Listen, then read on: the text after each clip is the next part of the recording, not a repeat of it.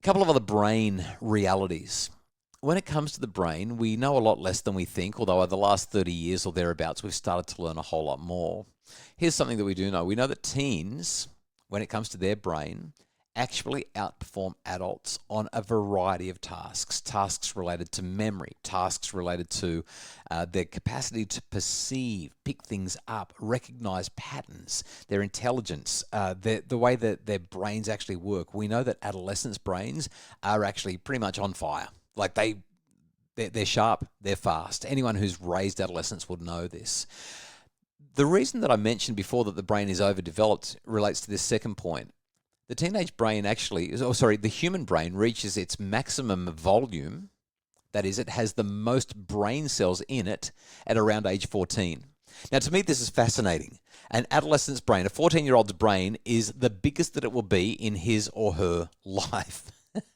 Which I find amazing. And now here's another interesting factoid around this. Incidental memory, that is memory where you don't have to practice any mnemonic patterns. So a mnemonic is like a specific process to memorize something. Incidental memory peaks at age 12. In other words, you just hear stuff and go, oh, yeah, I've got it. And then you can hold on to it. You can memorize it. It stays with you. And from 12 onwards, that's kind of the peak of incidental memory.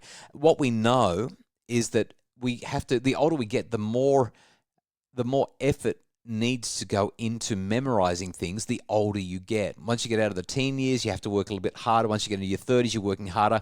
By the time you're 60 years old, you have very little incidental memory, which is why people who are in their 60s and beyond will often struggle to hold on to new technology. It's really critically. It's so hard for them because the incidental memory has really dropped off. I love how Kerry says, yeah, incidental memory, but they still can't find their shoes. Don't know where I put that. That's not necessarily about incidental memory. That's just about paying attention to life. So many other exciting things. Jane here says, thinking of the book, Hold On To Your Kids, Why Parents Need to Matter More Than Peers. Yeah, because our kids really need us to be involved in their lives as they're going through this stuff that's happening here. I think there's another one here. By age 70, by the time we're 70 years of age, our brains are the same size as when we were 3. Mim's quote of the night, I think my brain is 60. Because our brain, we just don't remember stuff, right? Now, there may be some other things going on, Mim, that could be affecting your capacity to hold on to everything. And Nicole says, but they can't remember to put the dishwasher on. I know, right? Like, seriously, incidental memory. We're talking about a different function here, unfortunately. So this is what's happening with brains generally, with a special emphasis on what's happening with teenage brains. But let's talk about 4 key areas as we go through this webinar, okay? Over the next 30 to 40 minutes, we're going to highlight risk and reward because that's the big issue, right? Why do so many teenagers do so many things that are so unsafe and so unhealthy? We've got to spend some time on that. We're also going to talk about empathy and what the brain has to do with empathy in our adolescence development because there are some major issues when it comes to empathy, especially for our boys. Big gender differences. In fact, Lara was asking before, with everything we've talked about so far, Lara, on average, we're talking about a fairly consistent pattern for both males and females, but that will change as we go throughout the rest of this conversation. Next, we're going to talk about the digital invasion. And lastly, we'll talk about how we can build a better brain for our kids, how we can help them to learn effectively. Fiona's question is, will you touch on ways that parents can help teens make better decisions? Heck yeah. You got it, Fiona. All right, so let's talk about how the brain develops. This is critically important, and I think it's sort of half understood, but not understood well. So I'm going to actually spend just a minute or two on this and make sure that we go through it really, really carefully. So during childhood, I might actually pop that away for a sec. During childhood, we see grey matter, which is what we will, for tonight's purposes, we're going to just call the grey matter. That's the neocortex, the part of the brain that you see if you open up the skull. The grey matter is typically called our brain cells or our neurons, okay? And during childhood, the grey matter increases breathtakingly fast. We're talking millions upon millions upon millions of new brain cells and brain connections, billions of these connections, billions upon billions. Like we're talking daily, billions of connections and brain cells being made, especially in those first couple of years, but right throughout childhood, it just keeps on going and going and growing and growing. And what it does is it makes the cortex, like I said, the cortex is another word for like the outer layer or the shell of the brain. It makes the cortex thicker and more voluminous. There's greater volume in the brain right up until those early teen years. But as the teen years progress, the number of brain cells and the number of neuronal connections declines. And what that means is that cortical thickness and cortical volume will also diminish. And it happens at a vanishingly fast rate, eventually leveling off when our children reach their mid-20s or thereabouts, early 20s, mid-20s, even mid to late 20s, depending on how your child's brain's developing.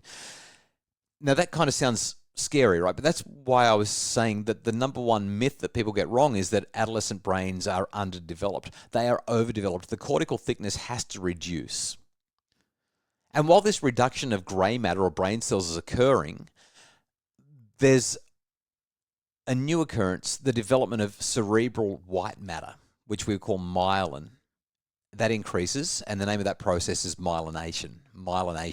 Okay, so if we go deeper on this for just a sec, from childhood, the brain essentially creates a lot more neurons and way more connections or synapses between those neurons than it needs. And they develop because the brain collects so much information through the experience that it has and through the environment that it's surrounded by. And the brain holds on to all of it that it can because it just doesn't know what it's going to need and when it's going to need it. And so all of these connections are there. But as the brain matures, it starts to realize, oh, hang on, I picked up all this stuff before, but I'm not using it. It's not important. I don't need to hang on to it. And all of those synapses, all that grey matter, all those cells are making the brain inefficient. The brain isn't functioning as effectively as it could. And because it needs to be more efficient, brain circuitry needs to be more efficient so that we can process and make decisions better. Loads of those cells that aren't being used, all those cells that were created during childhood, all of those connections that were created during childhood, they're taking up all this space, they're slowing things down, and therefore they need to be pruned. So the best analogy that I've got here is like your broadband connection at home. If you have one person using the Wi-Fi, it probably works just fine. Okay, you could maybe be getting a hugely fast, brilliant broadband connection. But once everyone's at home and you've got 5 phones going, you've got 3 laptops going and 2 TVs, all downloading content through that Wi-Fi, it can't keep up. There are too many connections. There's too much load on the network. So in the same way that you start shutting a few of those devices down so that you can get the signal going where you need it the most, what's really happening here is the brain starts pruning cells and connections so that it can improve connectivity and it can improve efficiency, and it keeps what gets used a lot. There's a Hebbian principle. Hebb was the name of the guy that invented and recognized this principle, that it's a use it or lose it process, and that neurons that fire together wire together. But any connections that are not deemed as important because they're not being used, they get pruned, out they go. So as the grey matter disintegrates and deletes itself, the white matter, the myelin, begins to develop. And myelin acts as an insulator. So basically, you've got this, let's say you've got a brain cell. Okay, my finger is a brain cell. Actually, I'll do something better. See this? I've got my cord here, okay? You can see the white around the cord. Inside the cord is actually the cable that makes things work. The cord itself, it doesn't transmit any power to charge my phone. It doesn't move any electricity. The cord acts like myelin in the brain. That is, it wraps around the wiring that matters, and it acts as an insulator. So if this white matter wasn't around this cord, as the electricity passes through the wiring, it would diffuse out into the environment, and it would also travel slowly. But because the white stuff is around this cord, it helps it to direct itself and it speeds it up. It makes it more efficient, makes it go faster. Gets from A to B without diffusing into the environment. Signal goes faster. Okay, so that's pretty much, I think, everything that I was going to say there. Oh, there's one further point that I want to highlight really quickly, and that is that it's widely recognized. Hang on, let me push this button here. There we go. It's widely recognized that girls' neurologic development is on average around 2 years ahead of boys' neurological development by the end of their teen years. So boys will typically catch up at around about the age of 25, which explains quite a lot in terms of why girls seem to like more mature boys, although there's probably some other factors at play there as well. But we see females with higher levels of neurological maturity than males. Okay, and that's a distinct and very real gender difference. Okay, so that's what's happening inside the brain.